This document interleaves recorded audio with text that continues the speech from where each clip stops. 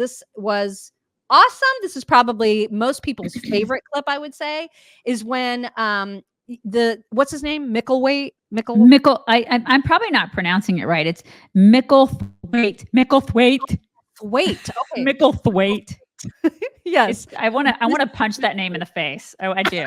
I'm not lying. Not condone violence. We don't condone violence on this show at all. We don't. But Mr. Micklethwaite was trying to press Trump about the fact that he's planning giveaways in his policy platform. Yes. And there are people that are criticizing him, namely the Wall Street Journal. And that's when things got hilarious. The markets are looking at the fact you are making all these promises. Latest one was car loans.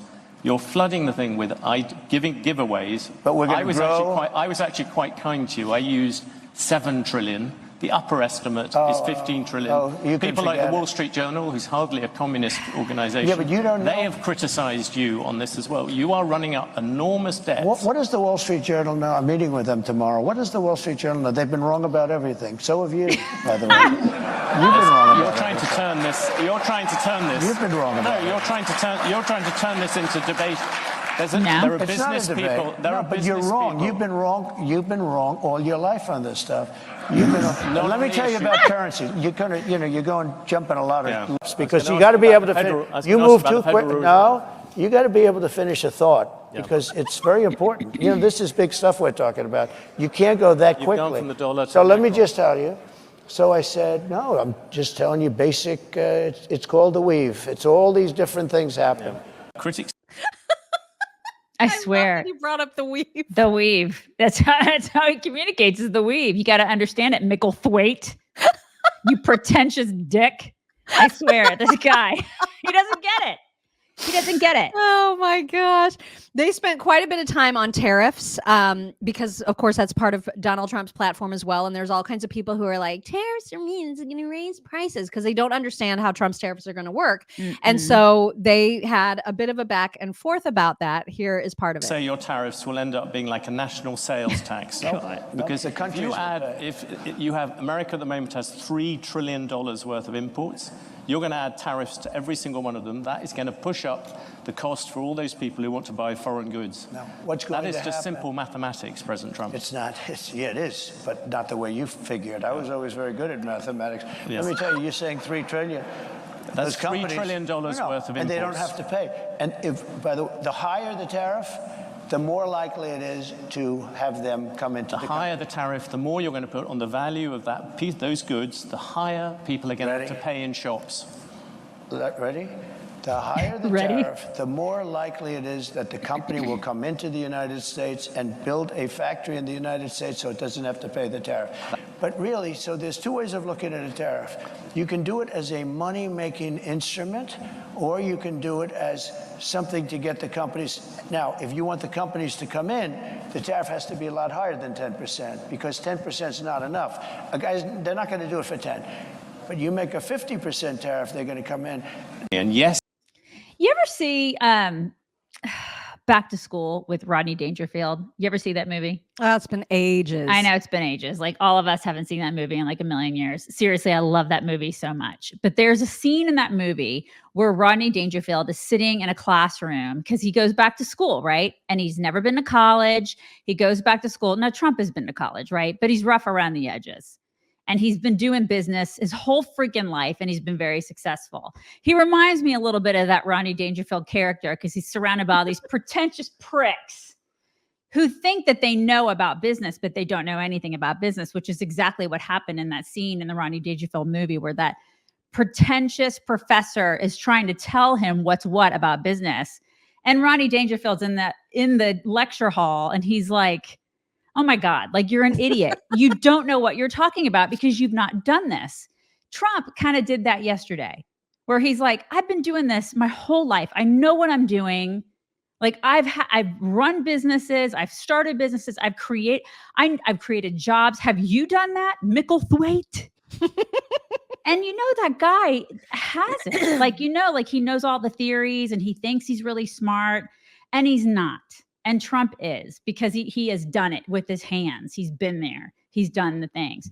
I trust him. And the people in the audience want to get the knowledge from Trump and not from the pretentious jerk who thinks he knows everything from reading all these books. You know what I mean? Yeah, because it's hands-on. I mean, he's done the things. Right.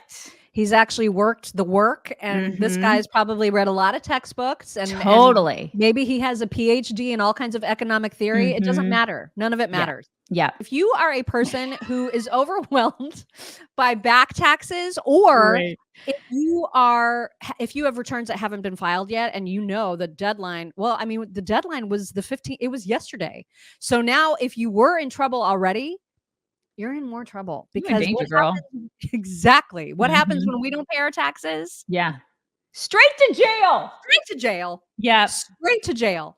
So if you're getting letters, if you're worried about how much back taxes you owe and you simply cannot afford it, there are professionals that can help you. You can schedule a complimentary consultation with Tax Network USA. Tax Network USA. They have all kinds of expert, skilled professionals who are dedicated to figuring out the best possible result for you when it comes to filing your taxes and paying any back taxes. They have helped people save billions of dollars collectively.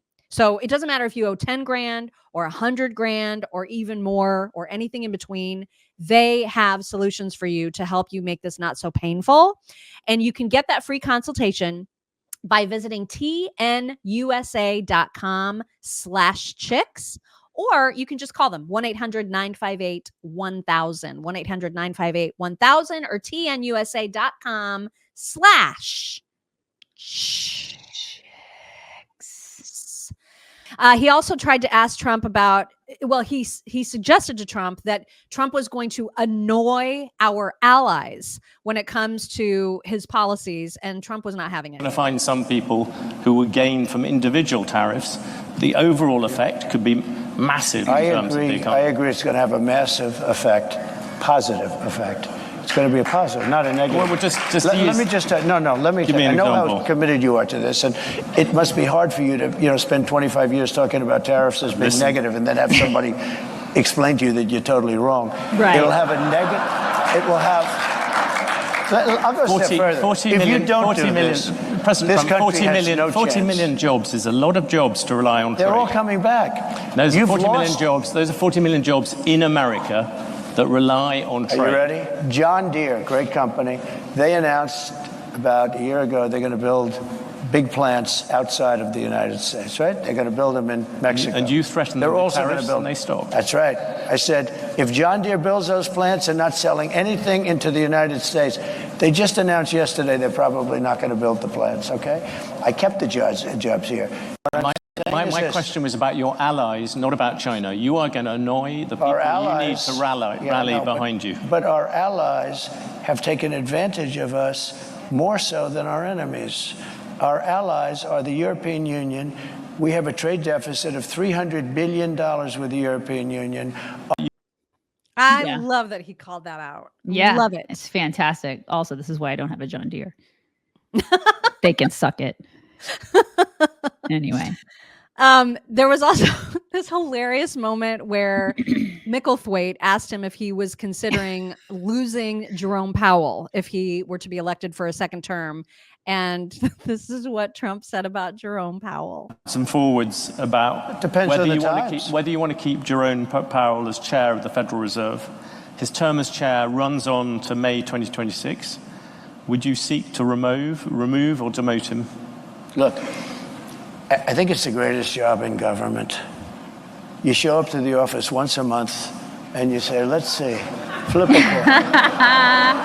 And everybody talks about you like you're a god. Oh, what will he do? I mean, before, the guy used to walk into my office, he was like begging. Oh, he was fine. But you did talk you talked about removing him once. I did, because he was keeping the rates too high.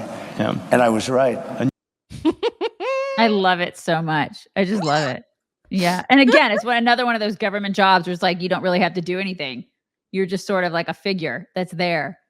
How many of those exist where Elon is going to come in and be like, yeah, oh God, you're gone. I'm sorry, but you're gone. Are you be glorious? Are you essential? Nope. Not essential. Goodbye.